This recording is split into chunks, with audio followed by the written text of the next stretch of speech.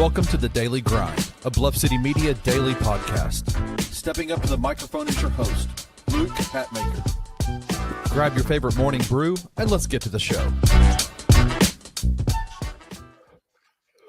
Whoa, Black Betty, bam-a-lam, whoa, Black Betty, bam-a-lam, you really get me high, bam-a-lam, and that's no lie, bam-a-lam, whoa, Black Betty. Have you seen that video? No, but I mean, I like the song. If you look up the video, the dudes look like you and me. I saw a meme where it was like, this looks like a bunch of dudes found their instruments in the garage and we're like, hey, fellas, you remember what we used to do? It looks like you and me dressed up like we're dressed up like now, just playing in their backyard. Like, whoa, Black Betty. And that's the original? Yeah, dude. Yeah. Wow. Yeah, I could. I don't know what I expected the singers of Black Betty to look like, but it wasn't like me. I thought it would be someone famous looking, but they're called Ram Jam, and it looks like you, me, and the boys. So shout out Ram Jam if they're still alive. I don't know. I'm off the rails really early. It is Wednesday, and it is Uncle Buck time. We haven't got. I love when it's just you and me. How are you, brother? Are you good? It doesn't happen nearly enough anymore. Rusty just shoehorns his way into all the things that I do well, I think. I'm just kidding. Listen, I'm good. I'm glad to be here. I'm excited about the topics. Yeah, I love it. Well, let's jump right into the topics. Since you're excited, I guess I should say my name. I'm the host, Luke Hatmaker. I don't care. I digress. Drew Gann, nice to meet you. Nice to meet you, sir. Shout out. Oh, well, that was cool. Shout out everybody in the comments. I see Wayno. He made it up. I don't know what unskinny pop is. I apologize. Unskinny pop, pop, pop, pop. It's a Def Leppard, right? Yeah. I read it like, I don't know. I've been, skinny pop. Unskinny.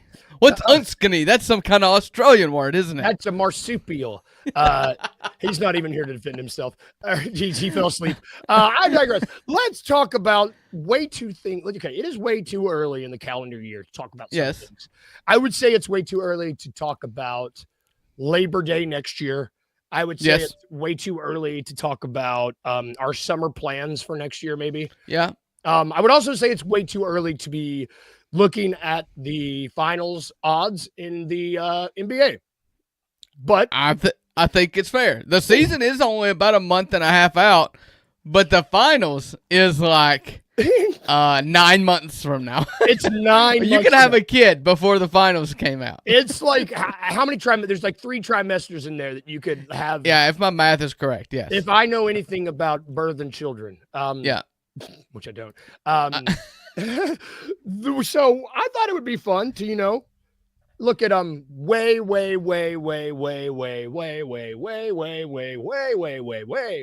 too early. NBA title. You'll have me like the Fembots in a minute. Oh my God. Yes, the Fembots. Man, that was Machine Gun Jubblies. That was a formative moment for me as a child. I was like, wait a minute, what's going on? My dad is a fun guy.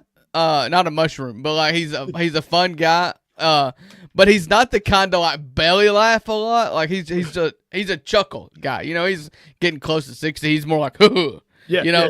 You put Austin Powers on and the Machine Gun Jubblies, the dude is in the floor. It's the one, that movie and Dumb and Dumber, and that's how I know he's my father. hey, he knows what he likes. And I appreciate that. I guess FanDuel knows what they like too, and it's not the Grizzlies. If you want to head over to FanDuel Sportsbook and put money on the title odds, if you want to, you can go bet on the NBA title odds. You can do it right now if you want to. Don't put me at 1/2 speed, Edward. That's bad news. Let's start talking real slow. What are you gonna do, Pilgrim? How did John Wayne talk like that? You head on over to FanDuel Sportsbook and you want to put money down on the NBA Finals, you can go for it, because the Grizzlies currently over at FanDuel Sportsbook have a plus. Make sure my math is right. Not minus? No. Oh. Plus. Let me see. Nope, it's a plus. Plus 10,000 odds to make the NBA Finals. They are sandwiched right smack dab in between the Pacers and the Raptors. Now, Yeah, but it's interesting because you go right above the Pacers, and every other team above the Pacers, Spurs, Bucks, Celtics, Sixers, Mavs, Pistons, Warriors, Hawks, Clippers, T-Wolves, Magic. Everyone else is a playoff favorite, I would say. Right. The Grizzlies, they got them right out on the outside looking in, which is interesting. And then I also sent you a picture of a screen grab. The good folks over at Bleacher Report, they graded the title odds of all these teams. Oh, so we have way too early title odds, then Bleacher Report doing what they do best. They're going to grade FanDuel's opinion of the title odds? So I don't know if they're grading the odds specifically. They're just grading the title chances. I just wanted to see how you could really get in some Inception type stuff if Bleacher Report starts ranking FanDuel's odds. That would be absurd. No, they are grading the title chances, and they have the Grizzlies' title chances firmly at a C. Which their definition of a C is playoff aspirations, but will need a blockbuster trade to reach a championship. So my question for you is, do you think that plus 10,000 odds that FanDuel has, is that a C chance at making the finals? I mean, like, does that? I think that what it is, a lot of times, you've got the Grizzlies do not belong in that upper shelf, the upper third of title odds. They just don't. They got younger. You can't trust John Morant yet again. And so I have no problem with the Grizzlies being plus 10,000 odds. I like being underdogs. I like being the long shot odds.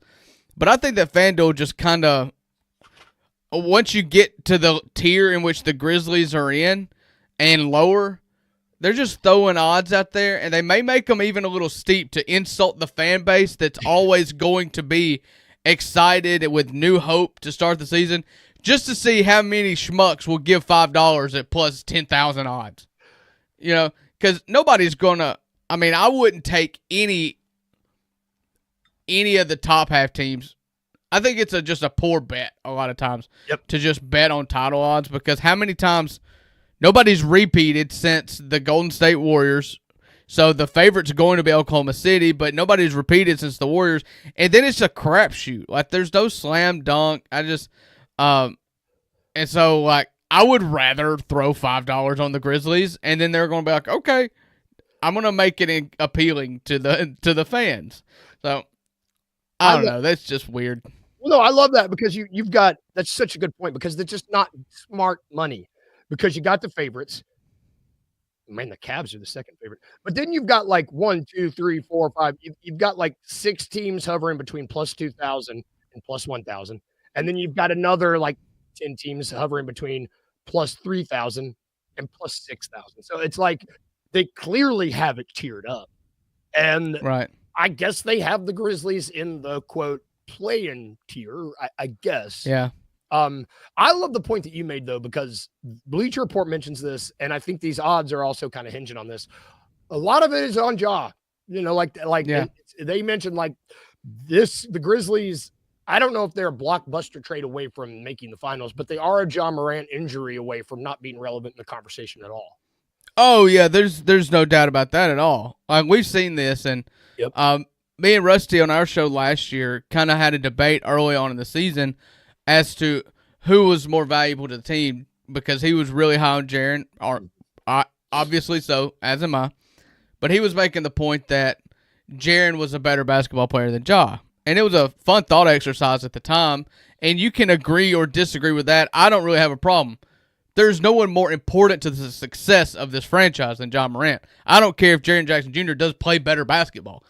Ja Morant is the straw that stirs the drink. He is everything to this team. If he is healthy, I've been on record several times, if he is healthy for 65 games, I see no reason why we don't win 45 of them. And then you take the other 17 and see what happens. Okay? I don't see any situation in which Ja Morant plays 65 games and the Grizzlies do not win 45. I don't care that they're younger. I don't care that they may or may not start another rookie this year. I don't care whether or not Zach Edey is playing, not playing for the first 2 months of the season. I don't care. If Ja Morant is playing, this equation is very simple. If Ja Morant plays equals success. Yep. It's just that simple. And Vegas is not going to assume that John Moran is playing, and nor should they. Nope. No, man, man, that's such an interesting thought exercise. I'm not a math man, but like, I would love to be like, hey, let's just assume that Jaw's healthy. What are these odds at? Are they let's just assume that we're guaranteed a full season. Are these odds closer to, that's my fantasy football app, not FanDuel. Are they closer? Are they closer to like the Celtics are plus 6,000? And then, I mean, like, are they closer? I bet they're plus 4,000. I bet they jump up to like the Pistons, the Mavs, the Warriors, the Hawks. I bet if they were guaranteed a full healthy season, Vegas would be like, let's translate this up a couple. Yeah, because what happens when Ja plays a full season? He starts the All-Star game. He is in the All-NBA. And how many players or how many teams that have a player that start the All-Star game and that are in the All-NBA running don't make the playoffs? None. Yeah. Very, very few, rather.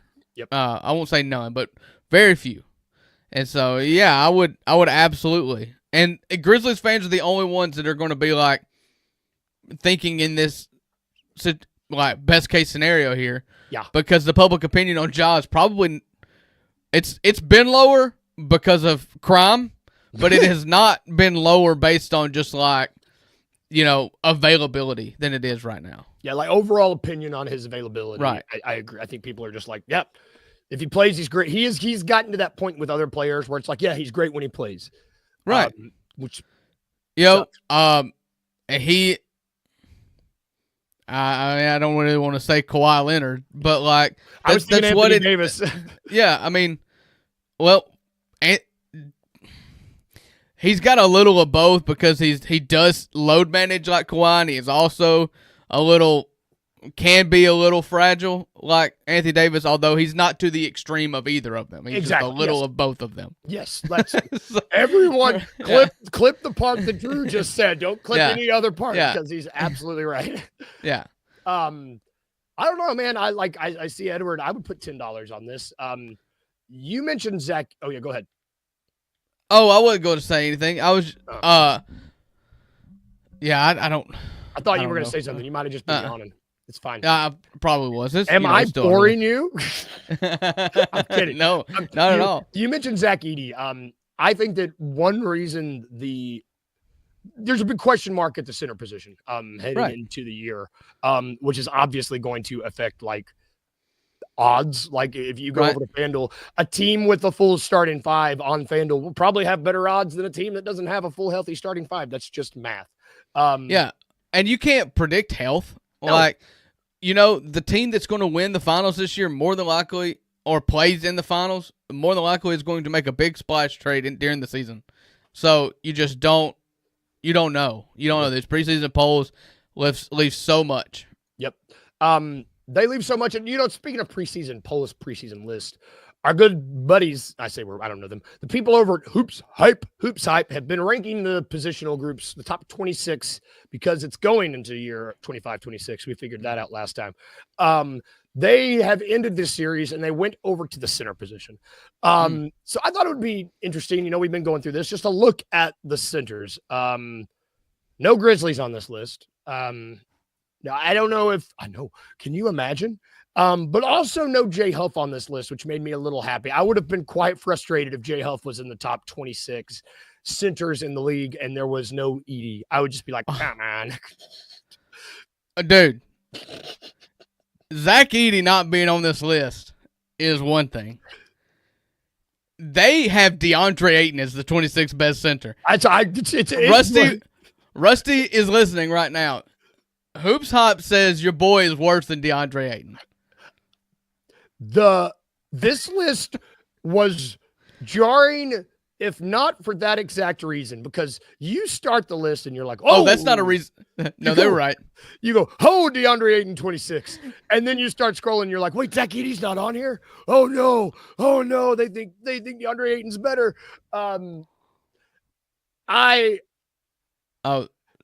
there's better centers in the league than I guess I anticipated. I mean, I wasn't expecting there to be as many good players on this list as I went through it. I mean, you get to the top 15 centers in the league, and we might be in the middle of a rejuvenation of sorts for a big mid.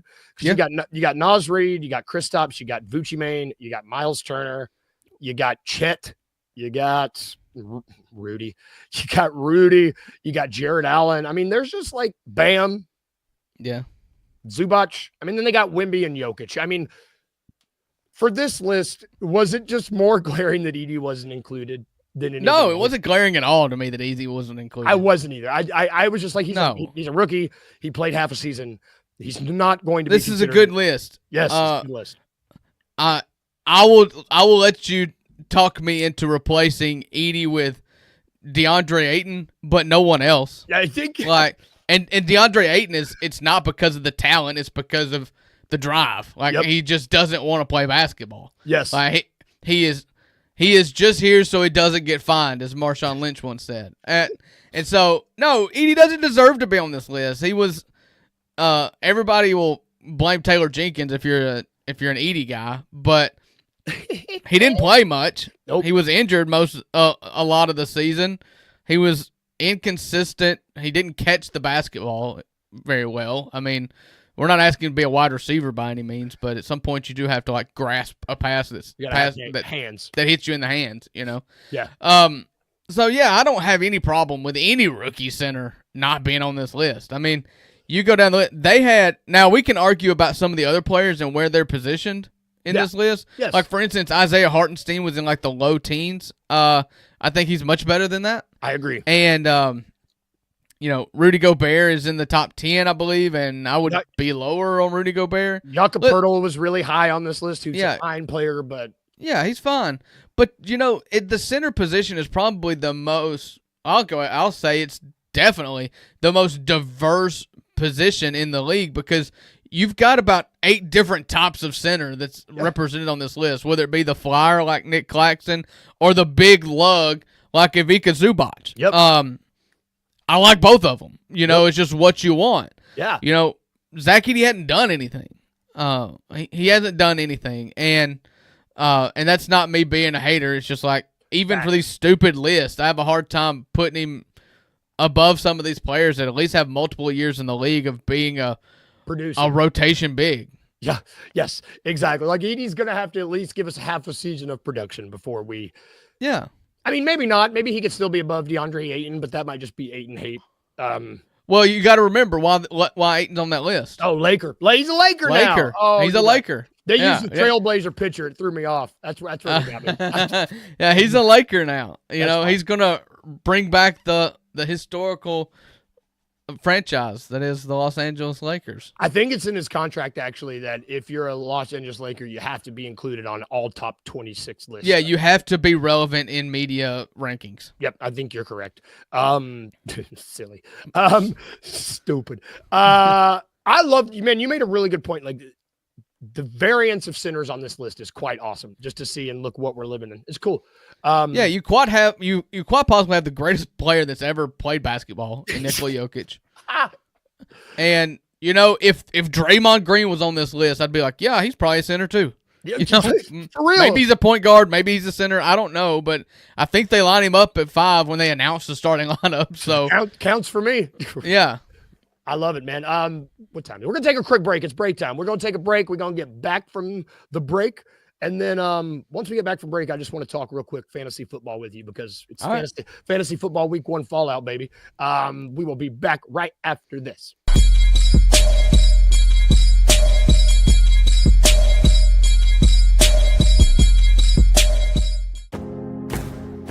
Looking for an alternative to alcohol or conventional medicine?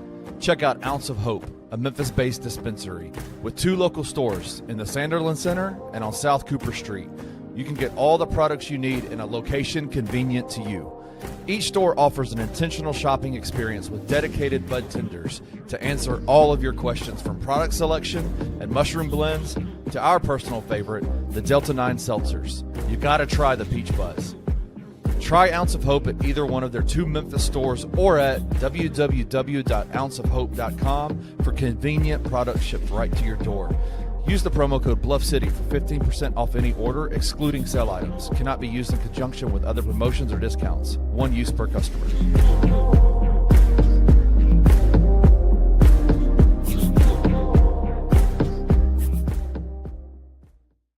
Hey, I gotta tip my hat to the man, bro. Get the man his flowers, bro. You gotta get the man his flowers. A lot of people hate on Dwight Howard. The man that man had a crazy run in the league, man. You talking about 8-time All-Star. The man averaged every year his rebounding numbers were crazy. He didn't have a single season outside of when his game just started depleting, when he went to, Washington and all this type of shit, where he only averaged nine rebounds a game. 3-time Defensive Player of the Year, 8-time All-Star, like I said, NBA champion. Shout out to Dwight Howard, man, for real. I really do feel like, and maybe this is just because it's recency bias, but I do wonder, are we diluting down the Hall of Fame at this point? I definitely understand LeBron. I definitely understand Carmelo.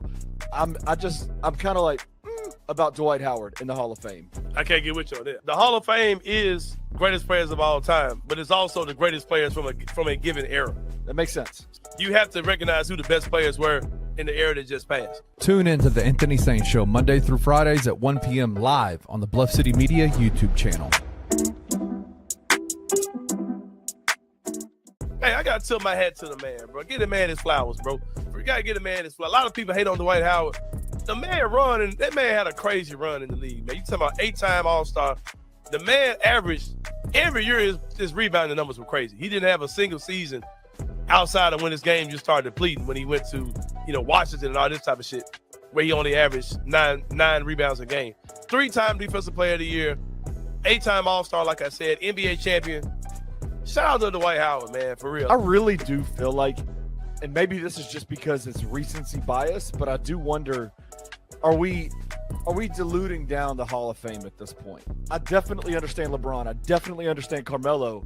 I'm kind of like about Dwight Howard in the Hall of Fame. I can't get with you on that. The Hall of Fame is greatest players of all time, but it's also the greatest players from a given era. That makes sense.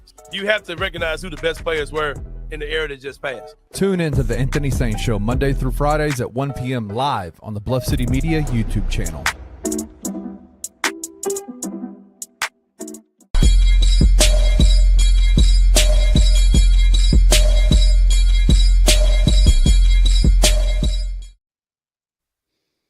And we're back. That was the same commercial twice, right? I'm not going. Hey, yeah, no, it's so good you heard it twice. I'm just making sure because I was like, I was sitting here and I was like, wait a minute.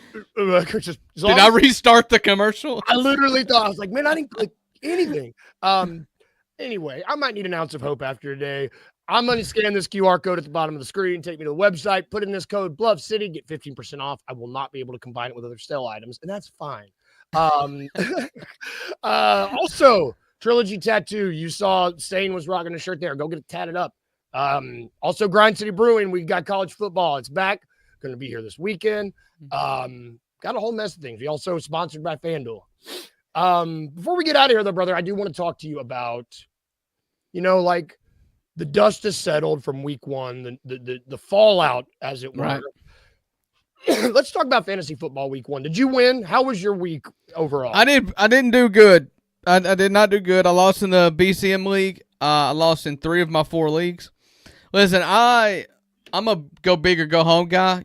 This has come up several times when I'm placing fictional bets. I'm always the guy that's going to buy the $5 ticket for the $1 million payout rather than, try to make $1 here and there, making a nickel. Yes. So what I did is I had my convictions about a few fellas. Same. And I went and got them. I tried to go around earlier or a pick before their average draft position.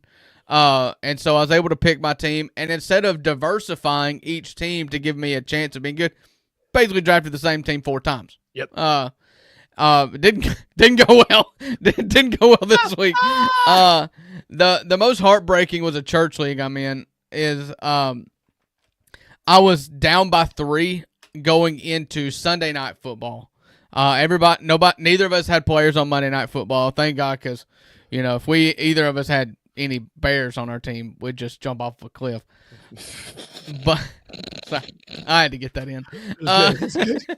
But I was down by 3. All I had was my defense. He was all done. Was it the Ravens? I just needed 3 from the Ravens. Instead, I lost by 10. I had them too. I was like, wait a minute. -7. Yep. I still yeah. Waivers, for any fantasy football players out there, waivers have processed at this point. I got mine. I underbid on I do Fab. You're in my Fab league. In the BCM, we do Fab where we have blind auction for waivers. If anybody doesn't do that, I highly recommend it. It's more fun. Adds another level of talent and skill to fantasy football, which can be very fluky.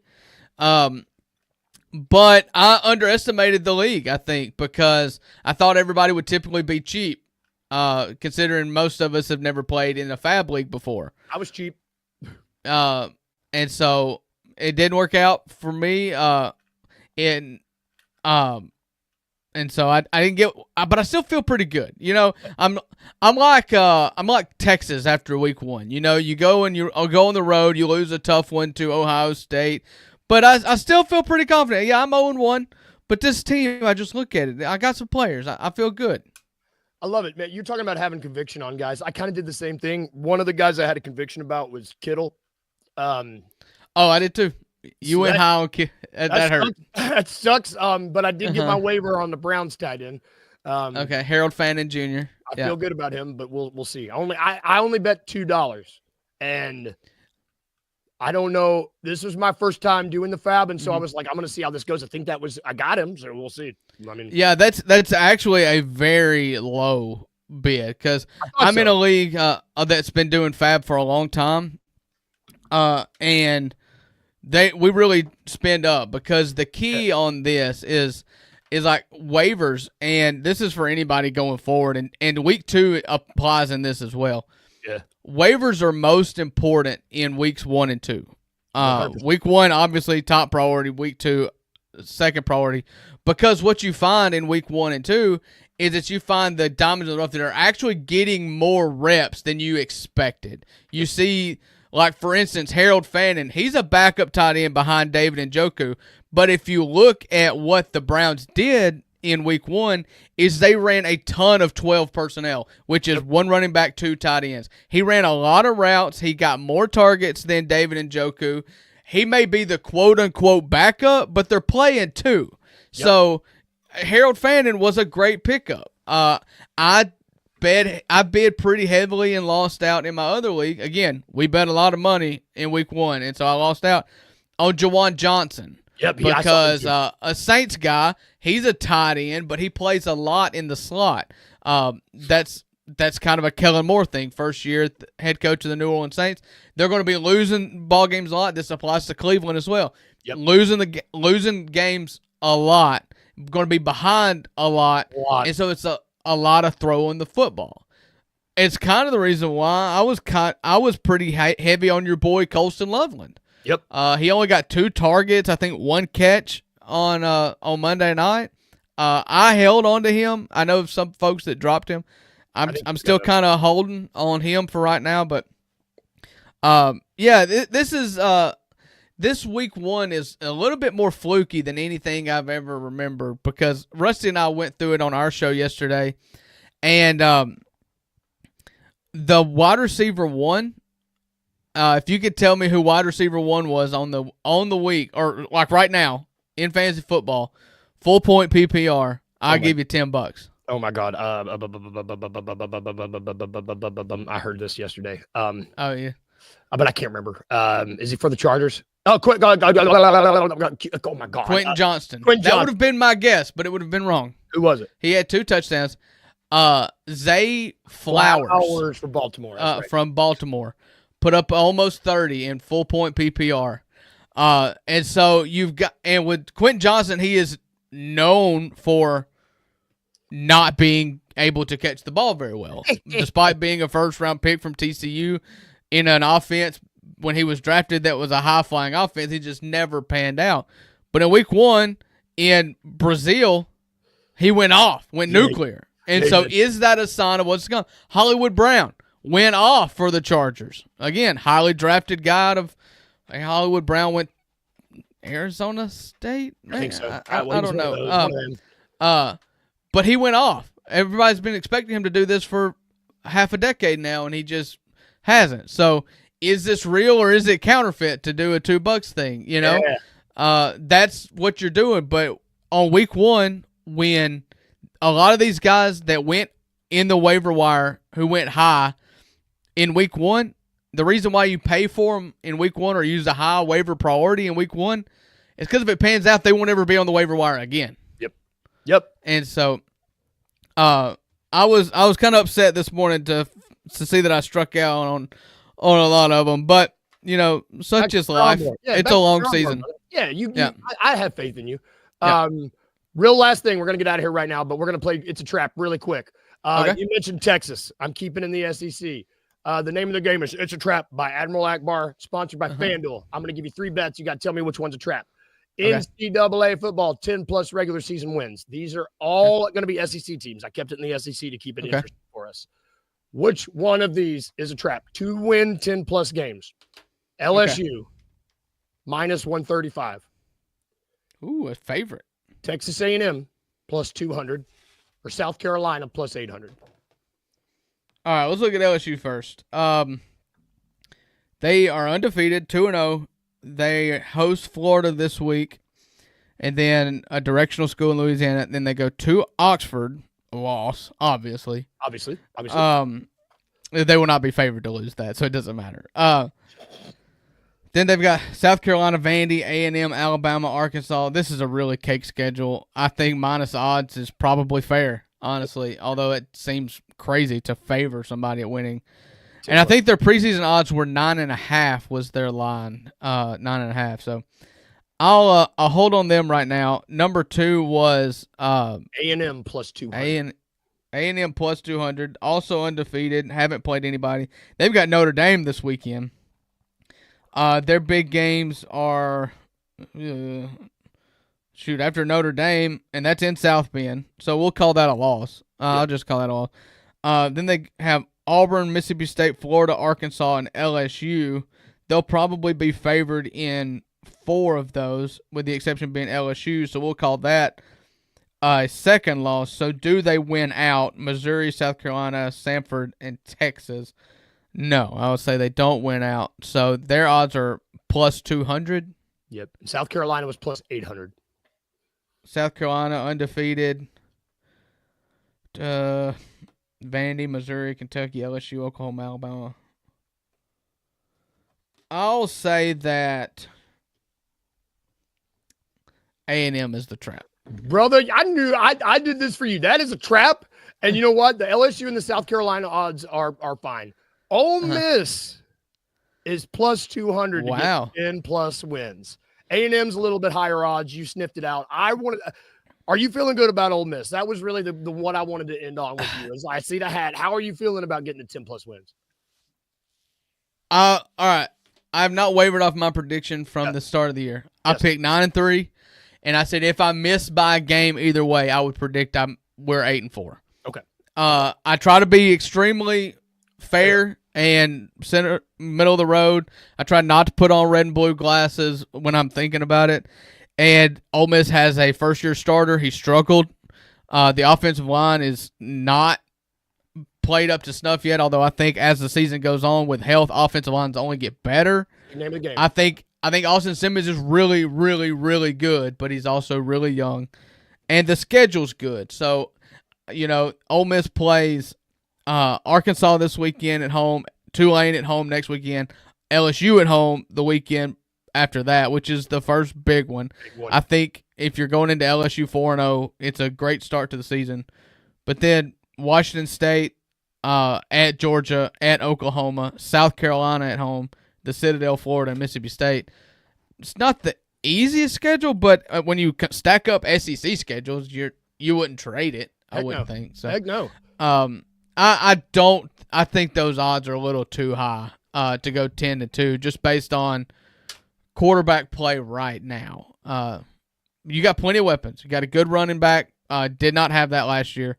You've always got dangerous weapons in the out wide at receiver, and the defense looks better than I thought it would in the secondary. And so the recipe's there with the schedule, and they just got to put it together. And I think best case scenario is 10-2, which means I think that you probably should have a little steeper odds, in my opinion. Well, heck, you still got the game right. You're still moving up the rankings. You're gonna catch Rusty. Yeah, you know. Well, I believe that Rusty cheats. So fair. He spends too much. I spend no time on FanDuel. I can't. Rusty is always looking at FanDuel. I should give you +2 every time you win. You should. I mean, this is based on nothing but logic. His is based on research. You know what? Not me. I'm giving you 2 points today. I can't reach the scoreboard, but you're getting 2 points today. Sign still delivered. And if I get it wrong, it should only be a half. If you get it wrong, you don't lose points. You don't lose any points. The rules are made up and the score doesn't matter. Exactly. And that's going to do it for our show today. We will be back tomorrow. Uncle Buck has $2 Sports Show today at 11. Anthony's saying at 1. Check them all out. Have a good day at work, everybody. And if we can leave you anything today, leave you these 2 things. Remember, first one, to be a little weird, just a little bit. And 2, remember to smile. Yeah. Bye, guys. Have a good one. See you tomorrow. Thank you for listening to The Daily Grind. If you enjoyed this episode, leave a rating and a review wherever you download your podcasts. Also, like and subscribe to Bluff City Media's YouTube page. We'll see you back here next time.